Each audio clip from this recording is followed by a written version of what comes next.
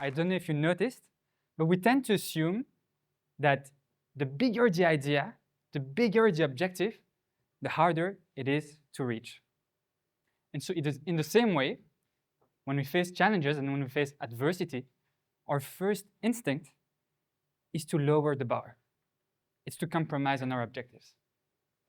Is that really a good idea?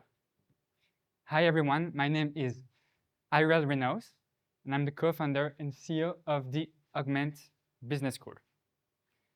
3 years ago, I was sitting in the classrooms of one of the most prestigious European business schools, only to realize that most of our professors were academics, PhDs, researchers, very smart people, read many books, but did not actually build businesses. So we decided with my co-founder Roy to build our own MBA program. An MBA that is fully online, self-paced, designed to fit into the lives of people who work, and most importantly, taught by the world's greatest entrepreneurs. Our faculty now includes Jimmy Wales, the founder of Wikipedia, Steve Chen, the founder of YouTube, Chris Barton, the founder of Shazam, and top executives like Anne Hyatt, the first ever Google chief of staff. So what happened is that over the past 2 years, I got the opportunity to work on projects with some of the world's most successful entrepreneurs. And I'm going to share some of the lessons today. I want to tell you 3 stories and leave you with 2 pieces of advice.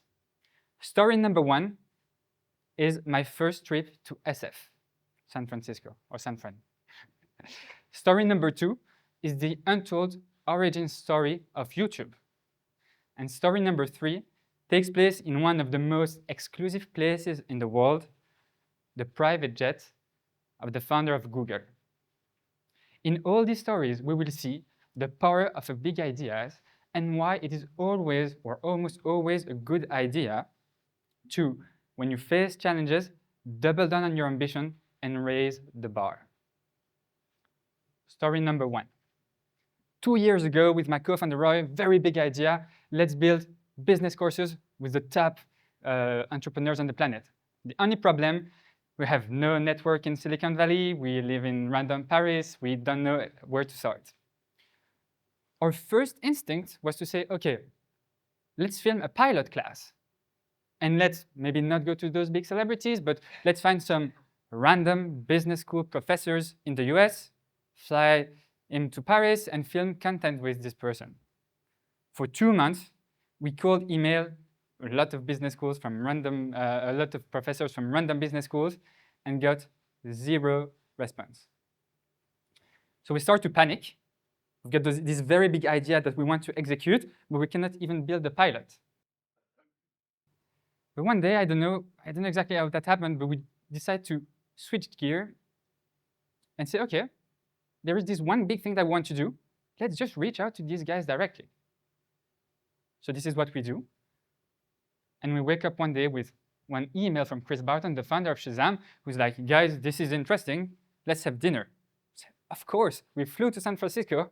We sat down with him. We had dinner. And we brought Chris Barton on board as our first professor. What happened next was pretty phenomenal, because based on that, we managed to raise a first 2 million pre-seed round and convince Jimmy Wales, the founder of Wikipedia, to be our second instructor. This is how I first encountered the power of a big idea. Story number 2. It's not mine, but I've been told this story directly by Steve Chen, who is the founder of YouTube.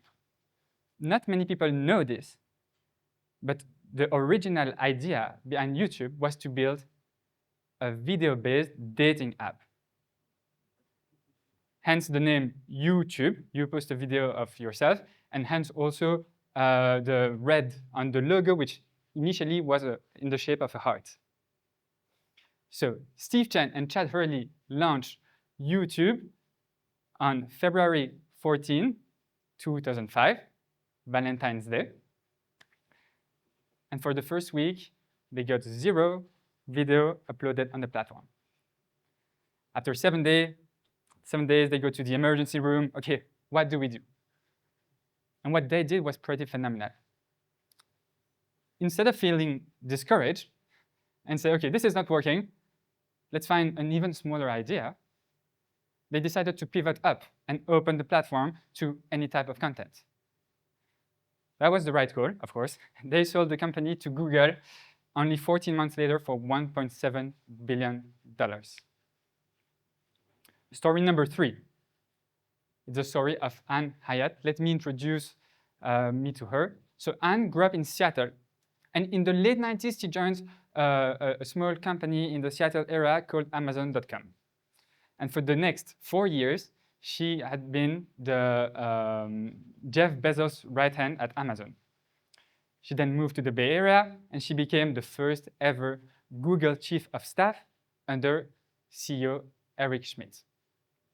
And when we met and when we were building the content, I asked her, okay, what's one of the most pivotal moments in your career? And she told us this story.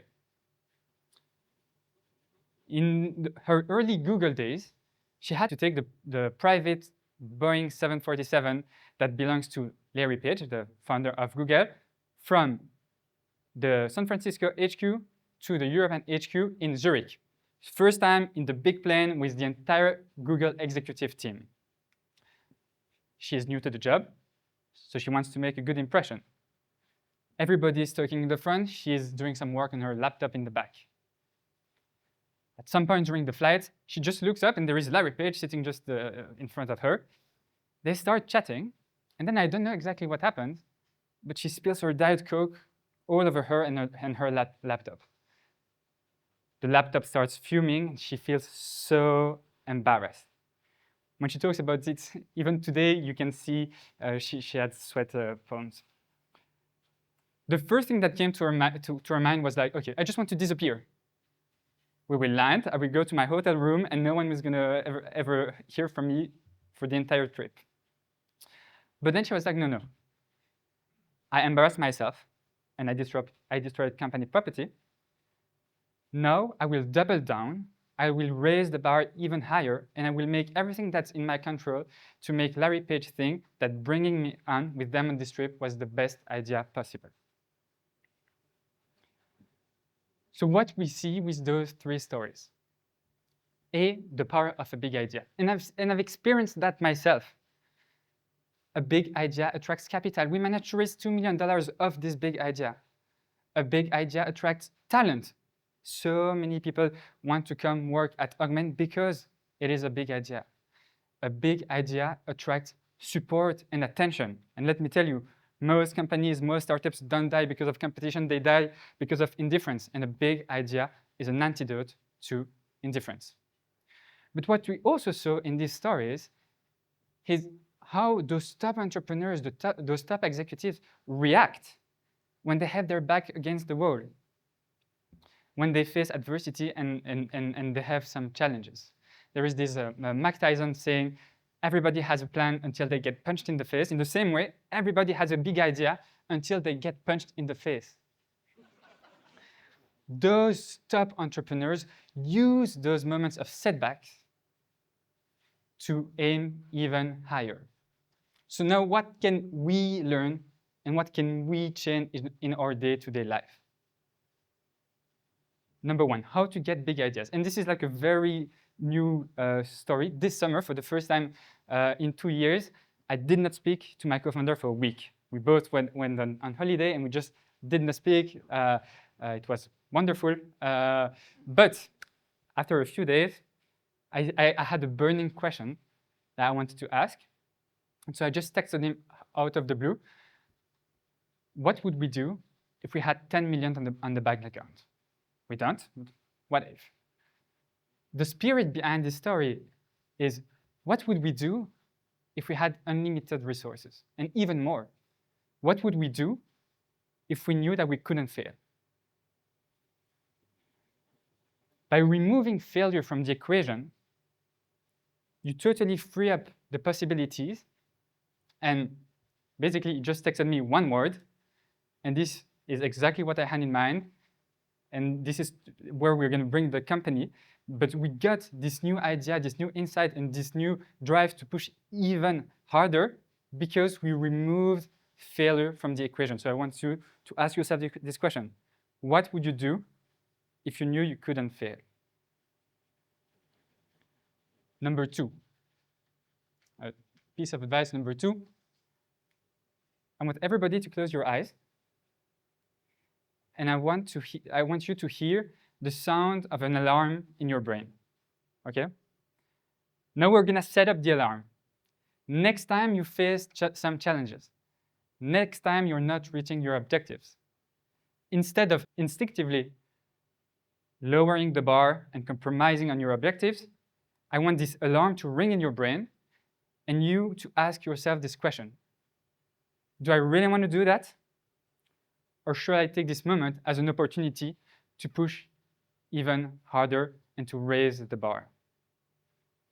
Because what I've experienced and what I've learned over the past 2 years is that a big idea is not harder to execute, a big objective is not harder to reach than an easy one.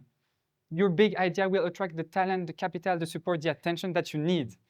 So please don't fall into this trap. Make your life easier. Dream big. I believe in you. Thanks for the time.